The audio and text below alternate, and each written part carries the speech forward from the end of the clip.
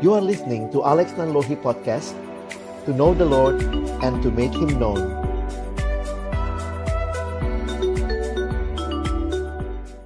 Biarlah kehidupan kami adalah kehidupan yang terus boleh belajar mengenal Tuhan, mengenal kehendak-Mu di hidup kami. Aku ingin selalu bersekutu dengan menikmati hadirat-Mu. Terima kasih Tuhan buat kesempatan kami beribadah. Biarlah ini bukan sekadar sebuah rutinitas, tetapi menjadi sebuah kebutuhan dan perjumpaan pribadi kami dengan Tuhan di dalam setiap ibadah.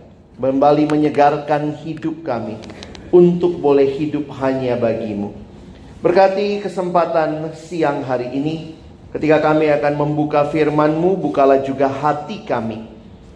Jadikanlah hati kami seperti tanah yang baik, supaya ketika benih firman-Mu ditaburkan boleh sungguh-sungguh berakar, bertumbuh, dan juga berbuah nyata di dalam hidup kami.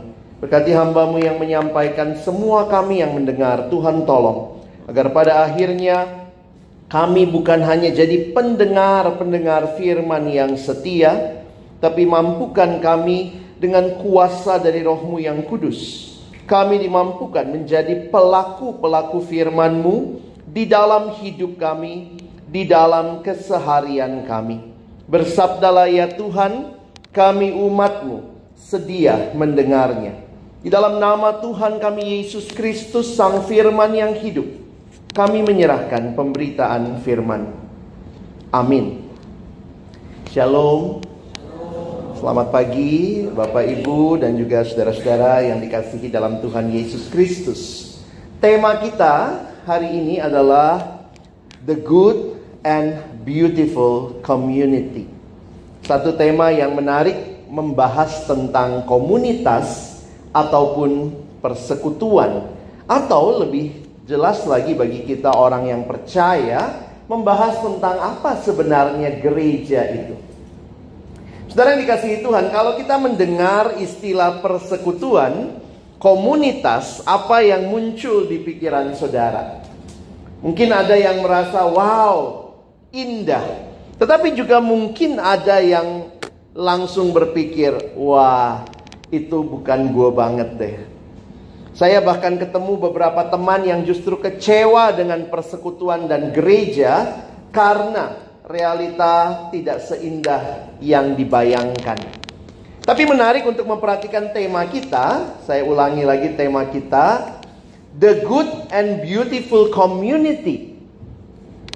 Ini bukan the perfect community. Saudara, kita harus bisa membedakan ya, bahwa tidak ada komunitas yang sempurna. Yang ada adalah komunitas di mana orang-orang yang tidak sempurna berjuang bersama-sama mengikuti kehendak Tuhan untuk menjadi komunitas yang lebih baik, lebih indah, menjadi komunitas yang menjadi berkat satu sama lain. Ada yang pernah bilang begini, kalau saudara ketemu sebuah komunitas yang perfect, yang benar-benar sempurna, wow, hebat banget.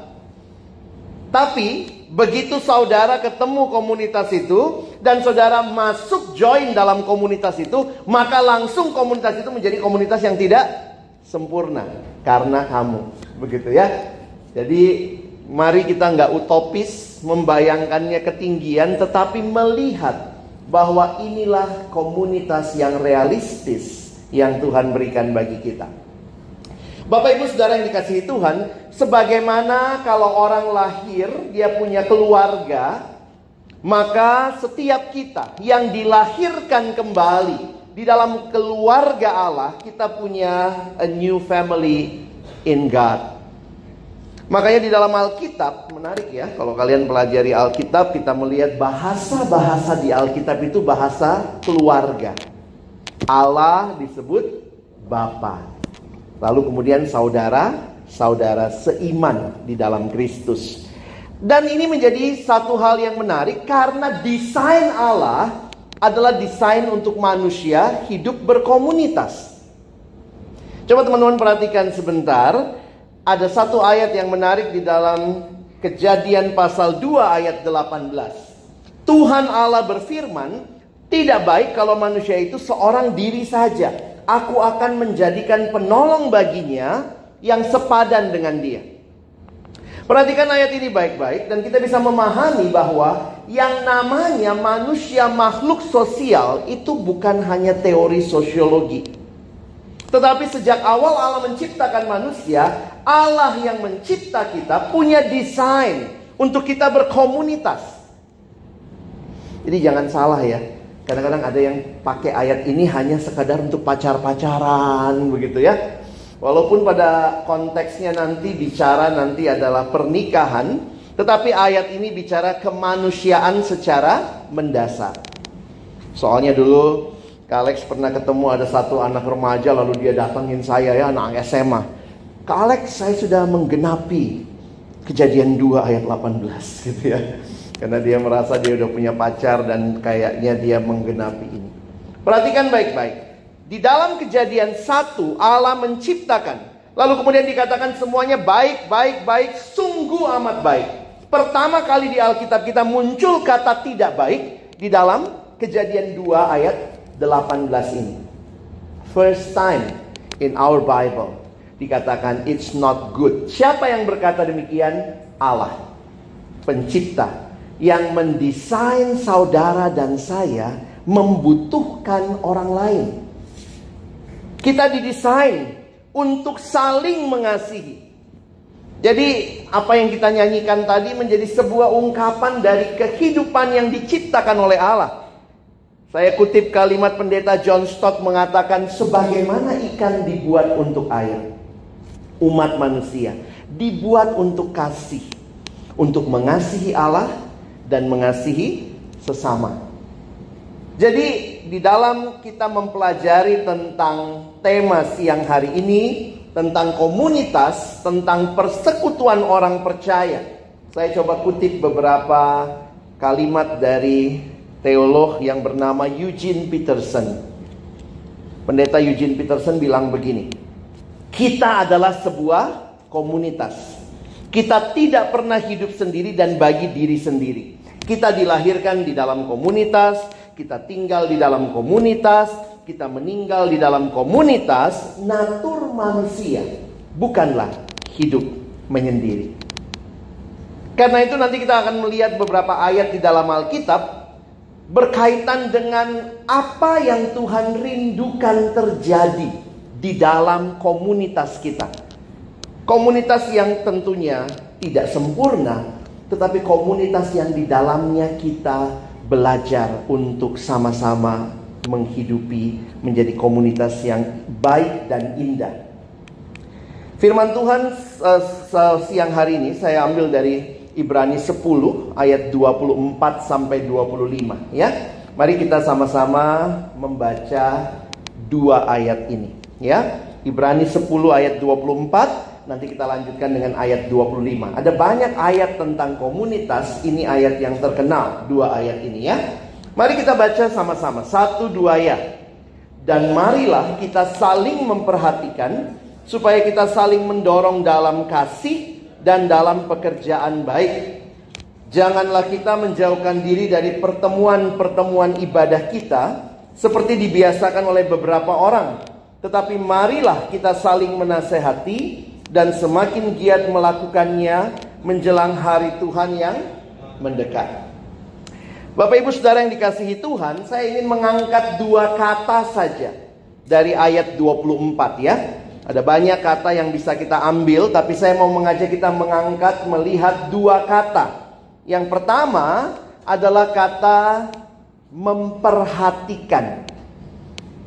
Menarik ya, kalau kita tahu Alkitab kita dalam bahasa aslinya, Perjanjian Baru itu bahasa Yunani. Di dalam bahasa Yunani, kata memperhatikan ini, karena kalau kita bayangkan ya teman-teman, kalau memperhatikan itu gimana? Ya udah kita liatin, kita perhatiin, wah saya sudah memperhatikan. Tetapi kata aslinya sebenarnya bukan hanya bicara memperhatikan. Coba lihat sebentar ya. Kata memperhatikan ini, nah ini bahasa Yunaninya. Apa itu? Ini transliterasinya ya. Kata numen. Ternyata kata ini punya arti lebih dari sekadar memperhatikan. Tetapi juga dikatakan we should think, that is the literal meaning, atau to consider thoughtfully, atau to consider, atau to take thought. Nah, itu beberapa terjemahan Inggris saya bandingkan ya. Ada yang menggunakan consider, itu New International Version, dan English Standard Version. Sementara Alkitab yang NASB, New American Standard Bible, menggunakan istilah take thought. Menariknya kenapa? Karena ini bukan sekadar bicara memperhatikan, tetapi kita disuruh mikirin. Nah, itu kira-kira kalau pakai bahasa zaman now ya. Marilah kita mikirin, ayo kita pikirin persekutuan kita. Ayo kita pikirin kehadiran umat Tuhan sebagai sebuah komunitas. Nah, kata kedua yang bisa kita perhatikan adalah kata mendorong ya. Nah, tadi memperhatikan, sekarang kita lihat kata mendorong. Menariknya kata mendorong ini, nah ini bahasa Yunaninya ya. Transliterasinya parosismon. Artinya apa? Ternyata bisa diterjemahkan seperti ini. Makanya Alkitab banyak terjemahan, banyak versi biasanya mencoba mencari atau menangkap arti yang lebih mirip dengan bahasa aslinya. To provoke, to stir up, to stimulate. Teman-teman tahu ya stir ya? Kalau misalnya kita minum teh, lalu kita taruh gula, lalu kita stir, kita aduk. Nah, menarik sekali. Berarti kalau kita membayangkan ini adalah upaya. Kalau kita ngaduk itu upaya untuk apa? Mempercepat reaksi gitu ya. Jadi kita lakukan hal itu untuk mendorong sesuatu terjadi lebih cepat. Karena itu saya senang dengan terjemahan berbahasa Inggris ini ya. Coba lihat sebentar. English Standard Version menggunakan istilah let us consider how to stir up one another. Coba renungkan aja kata ini ya. Let us consider how to stir up one another. Bersyukur ada terjemahan Indonesia yang lain. Kalau kita tadi ya saling memperhatikan, saling mendorong. Ada satu terjemahan dalam bahasa Indonesia namanya TSI, Terjemahan Sederhana Indonesia. Dia mencoba mengcapture pemahaman ini. Oleh karena itu, marilah kita semua berpikir. Kita berpikir supaya bagaimana kita bisa saling mendorong. Kita mempercepat reaksi, kira-kira gitu ya. Jadi persekutuan itu bukan cuma sekadar memperhatikan. Oh ya, saya tahu dia pakai baju apa hari ini. Saya tahulah dia seperti apa karakternya. Tetapi kita berpikir bersama bagaimana bisa dengan baik menikmati, memperkaya persekutuan yang Tuhan berikan kepada kita. Sekali lagi, mari kita saling memperhatikan, berarti kita saling berpikir. Dan mari kita saling, apa istilahnya, saling mengaduk ya. Tetapi itu istilahnya, mari kita stir up one another. Ayat 25. Janganlah kita menjauhkan diri dari pertemuan-pertemuan ibadah kita. Ternyata dari dulu banyak yang gak suka ikut kebaktian ya.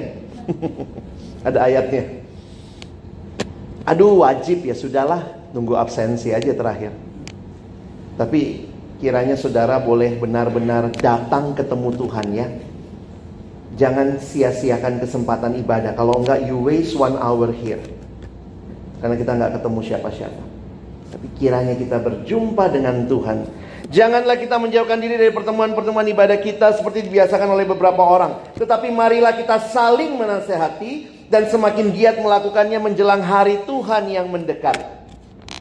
Saudara yang dikasihi Tuhan, Tuhan berikan kepada kita komunitas. Untuk di dalamnya kita saling berpikir, saling membangun, saling menasehati. Karena itu, tidak ada pertumbuhan rohani di luar komunitas. Saya kaget juga ya. Bertumbuh itu selalu dalam kekristenan konteksnya komunitas. Saya kasih contoh. Kepercayaan tertentu mengatakan kalau kita makin dewasa di dalam kerohanian, caranya adalah datanglah naik ke gunung, bertapa sendiri, nggak ketemu siapa-siapa. Nanti monyet lewat, kalau gitu ya. Kekristenan tidak demikian. Pertumbuhan rohani itu terkait karakter. Dan karakter di-develop di dalam komunitas. Masih ingat buah roh? Orang yang hidup bertumbuh pasti buah rohnya makin nampak. Makin mengasihi, makin mengampuni, makin sabar. Nah, numpang tanya, gimana caranya kita belajar sabar? Belajar sabar itu bukan dengar khotbah. Kamu dengar khotbah saya terus kamu catat. Menurut Pak Alex sabar 1, 2, 3, 4. Sabar itu harus terjadi di dalam komunitas. Makanya ada yang bilang begini, khotbah di mimbar bisa tentang kesabaran, yang dengerin bisa 200-300 orang. Tapi ujian kesabaran di gereja adalah di lapangan parkir setelah ibadah. That is the real. Di mana kita belajar kasih? Di mana kita belajar kasih? Bukan waktu dengar khotbah catat ada 5 prinsip kasih, 1, 2, 3. Enggak. Waktu kita ketemu orang-orang yang sulit dikasihi. Gitu ya. Bapak Ibu yang jadi dosen, karyawan, kan ada aja ya teman kita yang sulit dikasihi ya. Si kucok-kucok, si kurang cocok, si kurang cocok. Yang kalau ada dia semua langsung diam. Kadang-kadang itu realitanya. Tapi disitulah kasih diuji. Jadi kasih tidak diuji waktu kita lagi sendiri bertapa, lalu monyet lewat, oh aku mengasihi monyet. Enggak. You want to grow like Christ, live in community. That will help you. Makanya Alkitab berkata besi menajamkan besi, orang menajamkan sesamanya. Teman-teman saya tuh bukan orang yang sabar. Di mana saya belajar sabar? Salah satunya waktu saya di kampus, saya ikut kelompok kecil. Saya ingat waktu dulu di kampus ada persekutuan seperti ini, lalu kemudian kami ditawarin, siapa yang mau ikut kelompok kecil? Ada yang nanya, kelompok itu apa kak? Ya kelompok yang gak terlalu besar. Karena memang sulit ya dalam kelompok sebesar ini mengasah karakter. Nah, saya punya teman kelompok kecil yang ngajarin saya sabar. Jadi saya sabar itu bukan karena baca buku, baca Alkitab ya, belajarlah, sabarlah, kasihilah sesamamu. Tapi benar-benar saya ditempa di dalam komunitas. Waktu saya ketemu teman saya punya teman kelompok kecil, dia tuh suka sharing. Dan kalau dia sharing, itu sharingnya panjang dan lama dan gak jelas. Itu yang kadang-kadang bikin saya. Jadi kalau dia udah mulai sharing, saya sama pemimpin kelompok saya itu kami sudah cari posisi supaya gak tertidur. Iya, setiap kita tuh kalau ngomong biasanya ada jeda ya. Karena kalau tahu kita biasanya ngomong ada yang misalnya jedanya saya kemarin nah itu jeda ya, dan itu namanya jeda. Di dalam komunikasi kalau kita jadi speaker yang baik itu harus belajar mengurangi jeda kita. Teman saya jedanya ini karena pengaruh bahasa daerah ya, jedanya bukan jedanya i. Jadi dia kalau sharing ya, saya kemarin main bola dia cerita, saya bawa bola, lalu kemudian saya tendang, kemudian ada lagi teman saya ngambil, lalu kemudian saya tendang lagi, akhirnya masuk, 1-0, 15 menit dia cerita, kemarin main bola 1-0. Saya itu orang yang mikir cepet, ngomong cepet. Orang tuh beda-beda ya. Ada yang mikir cepet, ngomong cepet. Ada yang mikir cepet, ngomong lambat. Ada yang mikir lambat, ngomong cepet. Ada yang mikir lambat, ngomong lambat. Ada yang nggak mikir, ngomong. Ada juga ya. Kamu yang mana? Tapi saya bersyukur ya kalau ditanya, siapa yang menolong kamu sabar, Lex? Nah ini teman yang Tuhan hadirkan dalam kelompok saya. Tuhan pakai dia menolong saya sabar. Bersyukur ya, mungkin teman-teman atau Bapak Ibu juga bisa bilang sama temennya, thank you ya, kamu menolong saya bertumbuh. Karena gara-gara kamu saya akhirnya belajar sabar ya. Tapi itulah Bapak Ibu ya, saudara sekalian, yang namanya persekutuan itu indahnya begitu. Kita satu sama lain saling membangun. Makanya hati-hati kalau kita menjauhkan diri dari persekutuan. Itu namanya, satu buku yang pernah saya baca, orang yang menjauhkan diri dari persekutuan sebenarnya dia sedang bunuh diri secara rohani. Kenapa? Dia tidak akan dapat pertumbuhan. Makanya saudara bersyukur ya, Tuhan berikan orang yang paling kecil di keluarga kita ya. Keluarga itu kan mengasah kita juga ya. Ada keluarga yang sempurna. Kadang-kadang kita mau keluarga orang, ini enak banget bapakmu ya. Anaknya bilang, mau tukeran bapak. Kau belum tahu aja, kau baru ketemu bapakku 2 jam. Aku 24 jam. Jadi memang realitanya gak ada yang sempurna. Tetapi ingatlah, setiap kita dibutuhkan di dalam komunitas yang Tuhan pakai membangun satu sama lain. Saya sedih loh kalau orang ke gereja modelnya begini, kayak ke supermarket. Kadang-kadang kita kalau datang ke baktian suka gitu ya. Dapat apa ya? Jadi kita kayak perampok dapat. Datang, masukin semua di troli kita. Dapat. Terus banyak lagi kita, gue ke gereja gak dapat apa-apa. Siapa lu gitu ya? Kalau pertanyaannya dibalik, kamu datang ke gereja, kamu ngasih apa? Banyak orang berpikir mendapatkan sesuatu. Tetapi kasih yang sejati itu bukan hanya getting something. Ini lagi bulan kasih sayang ya. Bapak Ibu saudara sekalian, kalau kita ingat, saya pernah dengar khotbah bilang begini, bahasa Indonesia itu paling gampang menjelaskan kasih dibanding semua bahasa di dunia. Bahasa Indonesia itu paling gampang menjelaskan kasih. Apa itu kasih? Kasih ya kasih. Love is giving. Love is not taking. If love is taking, that is not love, that is rampoking. You know? Berapa banyak orang yang ke gereja ngerampok. Dapat apa nih? Tapi begitu dibilang, mau terlibat pelayanan enggak? Mau jadi worship leader enggak? Mau gabung tim musik enggak? Enggak. Saya cuma mau get something. Hati-hati, kita ke gereja modelnya bisa jadi seperti itu. Padahal gereja itu apa? Komunitas itu apa? Kita lihat ini ya. Jangan jadi spiritual consumer saja. Jadilah spiritual contributor. Karena kata kunci gereja sebenarnya adalah ini. Kata kunci gereja adalah saling. One another. Ini kata kunci gereja. Menarik juga ya, karena kalimatnya ada saling mengampuni. Berarti memang kita komunitas yang tidak sempurna. Harus menerima itu.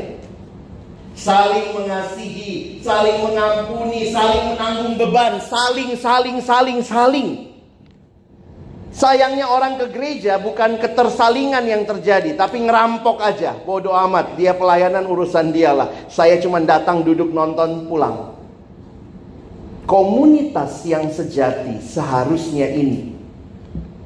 Itu komunitas sempurna tidak? Tapi komunitas yang memberi. Gereja kita mirip begini kan? Persekutuan di kampus kita, para dosen, hubungan di antara kita kayak begini. Teman-teman mahasiswa, hubungan kita begini. Kalau nggak begini, jangan-jangan ya kita memang nggak kenal Tuhan. Yang terjadi iri hati, dendam. Yang sana, awas kau ya. Nanti ku pencet lift di setiap lantai. Itu ya, disaster banget tuh ya. Kadang-kadang cara balas dendam itu macam-macam ya. Maaf, jangan ditiru ya. Liftnya sensitif. Oh sorry, nggak sengaja dengar. Gitu ya. Nah, kurang banyak nih. Ini gereja kan, kurang banyak nih. Saya tambahin. Alkitab itu banyak banget bicara tentang komunitas. Di dalamnya terjadi ketersalingan. Silakan difoto pulang di PA-kan. Bangsa kita sudah melewati pandemi ya. Dan saya pikir salah satu yang menarik waktu pandemi terjadi itu menggugah perasaan kita sebagai komunitas, baik bangsa maupun juga gereja. Terjadilah saling mendoakan satu dengan yang lain. Dan saya pikir ini yang harusnya jadi ciri persekutuan kita. Bapak Ibu Saudara, saya tutup firman Tuhan hari ini dengan mengingatkan kita bahwa untuk menjadi komunitas yang baik, good and beautiful, Tuhan hadirkan saudara untuk berkontribusi. Mungkin bagian kita tidak seperti yang lain ya. Bayangkan kalau semua mau jadi WL di sini ya, siapa jemaatnya. Tapi setiap kita dengan bagian kita masing-masing, contribute something. Saya berdoa, saya mengajak orang datang, saya juga mengajak orang bertumbuh. Itu bagian yang Tuhan sediakan. Sementara kalau Tuhan kasih kesempatan pelayanan, biarlah kita pakai juga dengan baik. Kita tidak sempurna, tetapi Tuhan tetap memberikan Roh Kudus-Nya supaya kita membangun komunitas kita jadi komunitas yang baik dan indah. Saya tutup dengan sebuah pertanyaan yang pernah ditanyakan kepada Santo Agustinus. Satu waktu Santo Agustinus ditanyakan, bagaimana bentuk dan rupa kasih? Lalu Santo Agustinus menjawab, kasih memiliki tangan untuk menolong orang lain.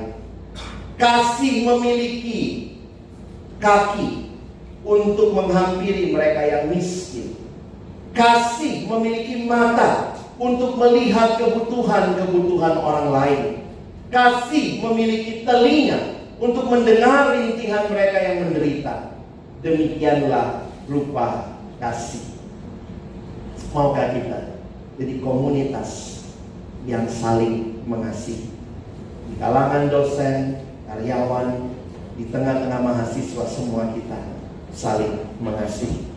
Kasih bukan kata, benda. Love is not a noun, but love is a verb. Kasih adalah kata kerja. Tuhan menolong kita menghidupi firman-Nya. Amin. Mari berdoa.